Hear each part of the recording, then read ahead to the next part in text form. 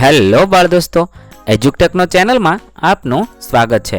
આજે આપણે શીખીશું ધોરણ 8 વિષય હિન્દી પાઠ 9 મમતા પાઠના અભ્યાસ અને સ્વાધ્યાયના પ્રશ્નોની સમજ મેળવીશું। પાઠનો વિડીયો તમે વિડીયોના ડિસ્ક્રિપ્શનમાં તથા વિડીયોના અંતે પણ નિહાળી શકો છો। તો ચાલો શીખીએ ધોરણ 8 વિષય હિન્દી પાઠ 9 મમતા પાઠના અભ્યાસ અને સ્વાધ્યાયના પ્રશ્નોની સમજ। સૌપ્રથમ આપણે અભ્યાસના પ્રશ્નોની સમજ મેળવીએ। प्रश्न नंबर 1, प्रश्नों के उत्तर दीजिए। सवाल नंबर 1, प्रसाद जी ने ईंटों के ढेर में बिखरी हुई भारतीय शिल्प की विभूति किसे कहा? तेना जवाब में आपने लखी सकीए काशी के उत्तर में धर्मचक्र विहार था, उसे मौर्य और गुप्त सम्राटों ने बनवाया था। वह उनकी कीर्ति का प्रतीक था, लेकिन अब वह खंडहर हो चुका था। उस भवन के शिखर खंडित हो चुके थे और अब वहां घास और झाड़ियां उगाई थी। फिर भी उन टूटी हुई दीवारों और ईंटों में भारतीय शिल्पकला की भव्य झलक देखी जा सकती थी। इसे ही प्रसाद जी ने ईंटों की ढेर में बिखरी हुई भारतीय शिल्पकला की विभूति कहा है। सवाल नंबर 2, शहंशाह हुमायूं के आदेश का किस प्रकार पालन हुआ? वह सही था या गलत? अपने विचार स्पष्ट कीजिए। तेना जवाब में आपने लखी सकीए शहंशाह हुमायूं ने मुसीबत में ममता की झोंपड़ी में आश्रय लिया था, इसीलिए उसकी जगह पक्का घर बनवा देने का आदेश दिया था। हुमायूं के बाद उसका बेटा अकबर शहंशाह बना। उसने उस झोंपड़ी की जगह एक अष्टकोणीय मंदिर बनवाया। उस गगनचुंबी विशाल मंदिर में एक शिलालेख पर उसके निर्माता शहंशाह अकबर और अपने पिता हुमायूं का नाम अंकित था। ममता का कहीं नाम तक नहीं था। पिता का स्मारक बनवाकर अकबर ने सारा श्रेय खुद लेना चाहा। दया की जिस देवी ममता ने उसके पिता को शरण दी थी, उसकी अकबर ने जरा भी परवाह नहीं की। यह सरासर गलत था। मेरे विचार से इस तरह उसने ममता के प्रति अन्याय किया। सवाल नंबर 3, कहानी के आधार पर मुख्य पात्र ममता के बारे में कहिए। तेना जवाब में आपने लखी सकीए ममता एक विधवा ब्राह्मण युवती थी। लोभ उसे छू तक न गया था। उसने स्वर्ण रूप में शेरशाह द्वारा दिया हुआ उत्कोच ठुकरा दिया। उसे ईश्वर, धर्म और हिंदू जाति पर पूरा भरोसा था। ईश्वर की इच्छा के विरुद्ध व्यवहार करना उसे पसंद नहीं था। वह गीता का पाठ करती थी। अतिथि को आश्रय देना वह अपना धर्म समझती थी। उसके उज्जवल चरित्र और स्नेहपूर्ण व्यवहार के कारण वह आसपास के गांवों की स्त्रियों में लोकप्रिय बन गई थी। सवाल नंबर 4, कहानी के अंतिम वाक्य को हटाकर कहानी का अंत अपने अनुसार कीजिए। એટલે કે આપેલી વાર્તાના છેલ્લા વાક્યો દૂર કરીને તમારી રીતે આગળ વાર્તા વધારવાની છે। હું અહીં મારા વિચારો લખું છું, તમારે તમારા વિચારો લખવાના છે। वहाँ एक अष्टकोण मंदिर बना और उस पर शिलालेख लगाया गया। यह वह स्थान है जहाँ किसी समय ममता नामक एक दयालु स्त्री की झोंपड़ी थी। विपत्ति के समय उस महिला ने शहंशाह हुमायूं को एक रात उस झोंपड़ी में आश्रय दिया था। हुमायूं के पुत्र अकबर ने अपने पिता को आश्रय देने वाली दया की उस देवी ममता की स्मृति में यह मंदिर बनवाया। आ रीते आ वार्ताने आगळ वधारी शकाय। हवे आपणे स्वाध्यायना प्रश्नोनी समज मेळवीए। प्रश्न नंबर 1, प्रश्नों के उत्तर लिखिए। सवाल नंबर 1, ममता को प्रत्येक लड़ने वाले सैनिक से नफरत क्यों थी? तेना जवाब में आपने लखीशु विधर्मी शेरशाह के आतताई सैनिकों ने ममता के पिता का वध किया था। उसी घटना के कारण ममता को प्रत्येक लड़ने वाले सैनिक से नफरत थी। सवाल नंबर 2, ममता की झोंपड़ी में आश्रय मांगने कौन आया? तेना जवाब में आपने लखीशु चौसा युद्ध में शेरशाह से विपन्न होकर शहंशाह हुमायूं आश्रय मांगने के लिए ममता की झोंपड़ी में आया। सवाल नंबर 3, अकबर ने अष्टकोण मंदिर कब और कहाँ बनवाया? तेना जवाब में आपने लखीशु ममता ने थके हारे और भयभीत हुमायूं को रात में अपनी झोंपड़ी में आश्रय दिया था। उसकी उदारता के कारण ही हुमायूं के प्राणों की रक्षा हुई थी। वहां से लौटते समय हुमायूं ने अपने साथी मिर्जा को उस विधवा की झोंपड़ी के स्थान पर नया घर बनवाने का आदेश दिया था। बरसों बाद अब हुमायूं का पुत्र अकबर बादशाह बना तो उसे उस घटना का पता चला। उसने सोचा कि जिस जगह उसके पिता के प्राणों की रक्षा हुई थी वहां एक स्मारक बनाना चाहिए। इस प्रकार पिता की याद में ममता की झोंपड़ी की जगह अकबर ने 47 वर्षों के बाद अष्टकोण मंदिर बनवाया। सवाल नंबर 3, घोड़े पर सवार होते हुए पथिक ने मिर्जा से क्या कहा? તેના જવાબમાં આપણે લખી શકીએ, घोड़े पर सवार होते हुए पथिक ने मिर्जा से कहा कि उस स्त्री को मैं कुछ दे नहीं सका, इस स्थान पर उसका पक्का घर बनवा देना, क्योंकि मैंने विपत्ति में यहाँ विश्राम पाया है। सवाल नंबर 5, किस बात से पता चलता है कि ममता सबके सुख दुख की सहभागिनी थी? તેના જવાબમાં આપણે લખી શકીએ, गांव की 2-3 स्त्रियां वृद्धा और जर्जर शरीर वाली ममता की सेवा कर रही थी। इससे पता चलता है कि ममता गांव वालों के सुख दुख की सहभागिनी थी। હવે પ્રશ્ન નંબર 2, नीचे दिए गए वाक्यों का परिवर्तन निर्देश अनुसार भिन्न भिन्न कालों में कीजिए। અહીં કેટલાક વાક્ય આપેલા છે, તે વાક્યોને આપણે કૌંસમાં લખેલા કાળ અનુસાર પરિવર્તન કરવાના છે। 1, तेनालीराम के बारे में अनेक कहानियां प्रचलित है। कौंसમાં ભૂતકાળ એમ લખ્યું છે, તો આ વાક્યને આપણે ભૂતકાળમાં ફેરવીશું।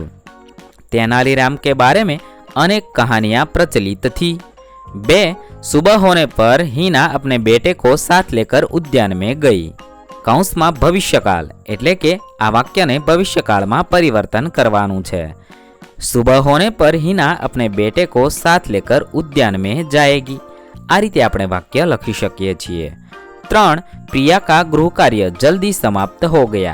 કૌંસમાં ભવિષ્યકાળ લખ્યું છે, એટલે કે આપેલા વાક્યને ભવિષ્યકાળમાં પરિવર્તન કરીએ। તેનો જવાબ થશે, प्रिया का गृह कार्य जल्दी समाप्त हो जाएगा। 4, हर्ष ने आज उपवास करेगा। કૌંસમાં ભૂતકાળ એટલે કે આ વાક્યને ભૂતકાળમાં ફેરવવાનું છે। તેનો જવાબ થશે, હર્ષને આજ ઉપવાસ કિયા।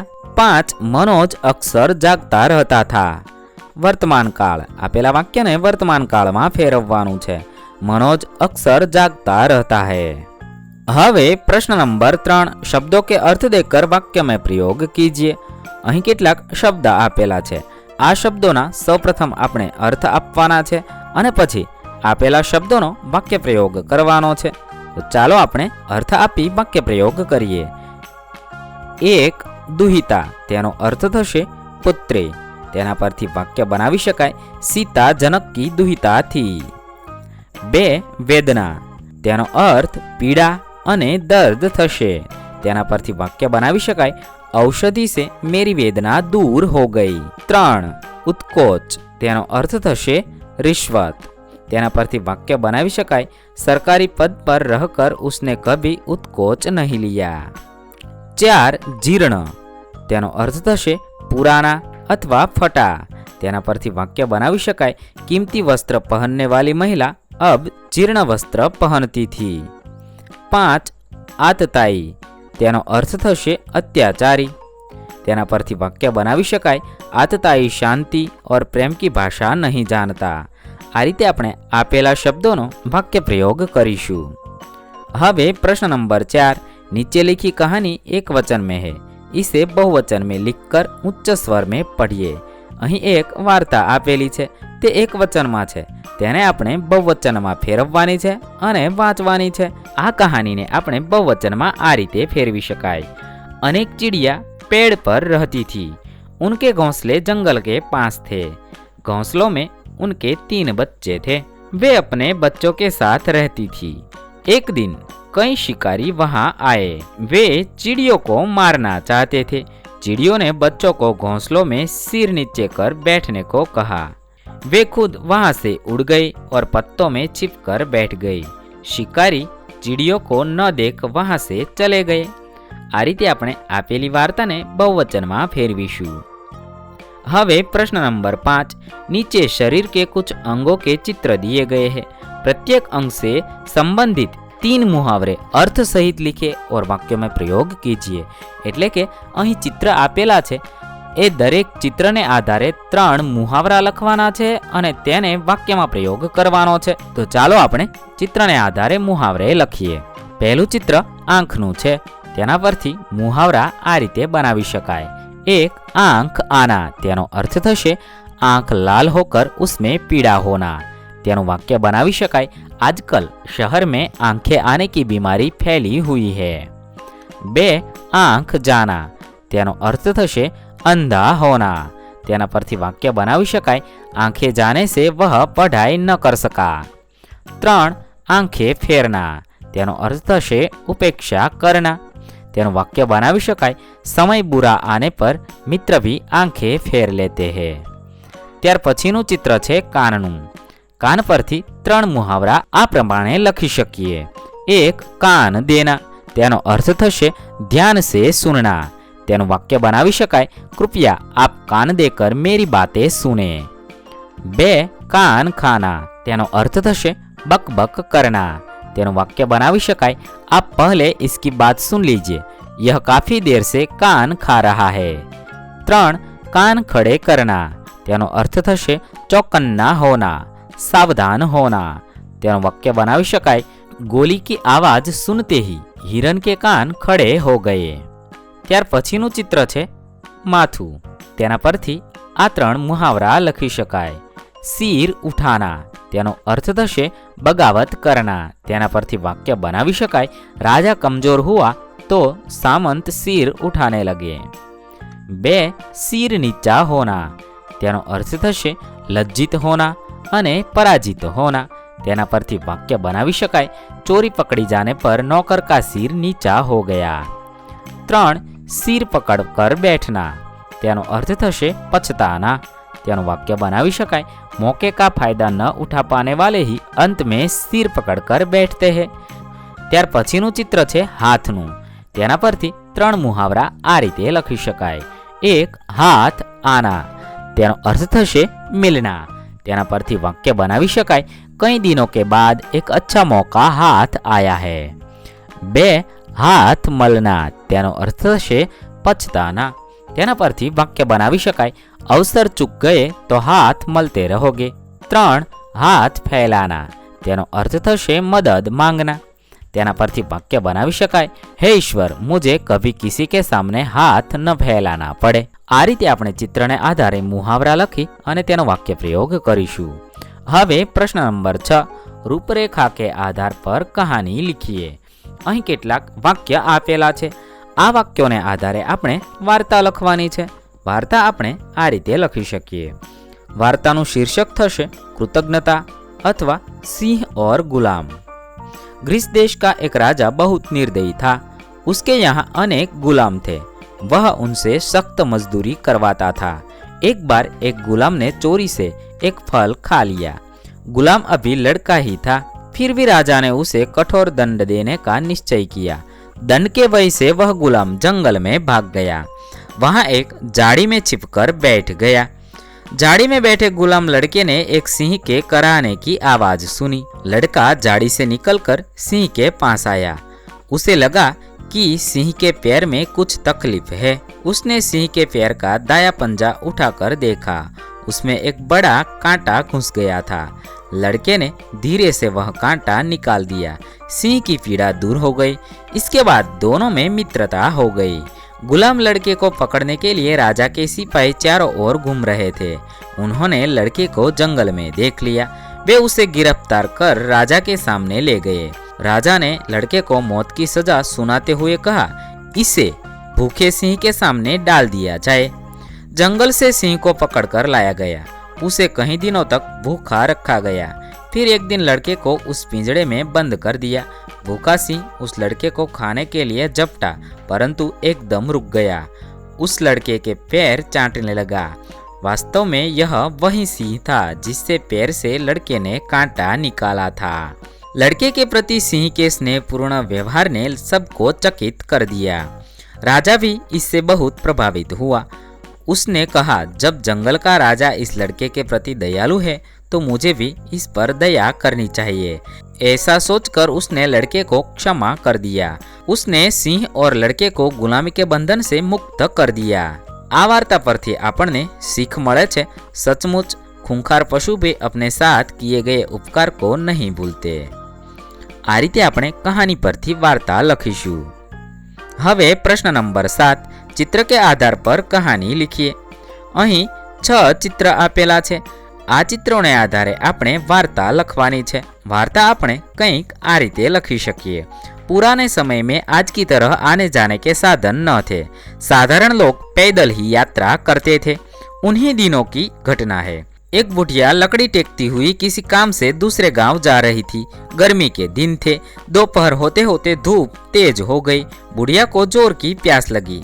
थकावट और प्यास के कारण वह आगे न चल पाई और रास्ते के किनारे एक पेड़ के नीचे बैठ गई। आते जाते लोगों से वह पानी मांगती थी, पर उस प्यासी बुढ़िया पर किसी को तरस न आया।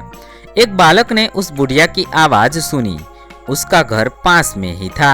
वह दौड़कर घर से लोटा भरकर पानी ले आया। बुढ़िया ने पानी पिया। उसकी जान में जान आ गई। बालक आग्रह करके बुढ़िया को अपने घर ले गया और चारपाई पर बिठाया। बुढ़िया को बहुत आराम मिला। उसने लड़के को अपनी बाहों में ले लिया और बोली, तू सचमुच बहुत अच्छा बच्चा है। आ रीते આપણે ચિત્રને આધારે વાર્તા લખીશું। હવે પ્રશ્ન નંબર 8, नीचे दिए गए शब्दों में से संज्ञा, सर्वनाम और विशेषण पहचान कर वर्गीकृत कीजिए और उनका वाक्य में प्रयोग कीजिए। અહીં કેટલાક શબ્દ આપેલા છે। આ શબ્દોમાંથી આપણે સંજ્ઞા, સર્વનામ અને વિશેષણ અલગ પાડવાના છે અને આ શબ્દોનો આપણે વાક્ય પ્રયોગ કરવાનો છે। સૌપ્રથમ આપણે વર્ગીકરણ કરીએ। આપેલા શબ્દોમાં સંજ્ઞા હિમાલય, બડોદા, સપના, સાબરમતી અને ગુજરાત છે। સર્વનામ મુझे, तुम्हें, हमारा એ 3 છે। વિશેષણ ખટ્ટા, સુંદર, છોટા અને હોશિયાર છે। હવે આપણે આપેલા શબ્દોને આધારે વાક્યો બનાવીએ। સૌપ્રથમ આપણે આપેલી સંજ્ઞાઓના વાક્ય બનાવીએ। हिमालय, हिमालय विश्व का सबसे ऊंचा पर्वत है। बड़ौदा, बड़ौदा गुजरात का एक बड़ा शहर है। सपना, सपना अच्छी लड़की है। साबरमती, अहमदाबाद साबरमती नदी के किनारे बसा है। गुजरात, हमारे प्रदेश का नाम गुजरात है। आ रीते આપણે સંજ્ઞાને આધારે વાક્ય બનાવીશું। ત્યારબાદ સર્વનામને આધારે વાક્ય બનાવીએ। मुझे, मुझे अपना देश अच्छा लगता है। तुम्हें, माँ तुम्हें बुला रही है। हमारा, भारत हमारा देश है।